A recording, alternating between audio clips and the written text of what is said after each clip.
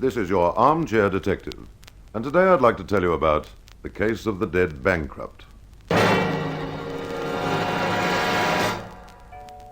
It looked a pretty straightforward sort of case, Constable Yarby thought. Henry Mercer, the financier, had been made bankrupt, so he decided to take his own life. Why they wanted to bother sending Inspector Morton round, Yarby didn't know. These were the constable's thoughts as he followed the inspector into the study where Mercer's body lay sprawled on the carpet. Beside the dead man were small particles of glass, obviously from a watch. These Morton placed in an envelope and then, equally carefully, turned Mercer's body over. Next, he unbuttoned the heavy top coat, then the suit coat under it, and found the watch he was seeking in the pocket of Mercer's vest. It was an old-fashioned timepiece, and it had stopped at 7:55. Questioning a tearful Mrs. Mercer, Inspector Morton learnt that they'd been going to a show to forget their troubles when her husband said he wanted the pearls she was wearing. They were worth a few hundred, he said, and every pound counted. Mrs. Mercer said she hadn't wished to part with the pearls, as they'd been a wedding present from her husband, but she handed them to him. Then, she said, he seemed to lose all self-control. Looking at the pearls in his hand, he said, "What's the use? Even the pearls won't save me. It's hopeless." Next instant, he turned to his desk, pulled out a revolver from the top drawer and put it to his head, and, despite his wife's frantic attempts to stop him, fired.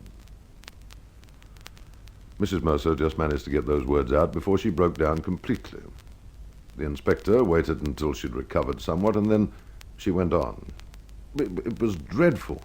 The gun fell from his hand, and he fell to the floor. It was then that he smashed his watch. I'm sorry, Inspector. I don't think I can say any more. Imagine the constable's surprise when the inspector then accused Mrs. Mercer of having murdered her husband.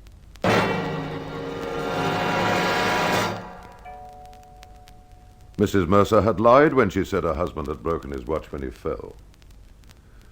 You'll recall that both his overcoat and his suit coat were buttoned up, and if he'd broken the watch then, the fragments of glass would have been found inside his vest pocket with the smashed watch, not on the carpet.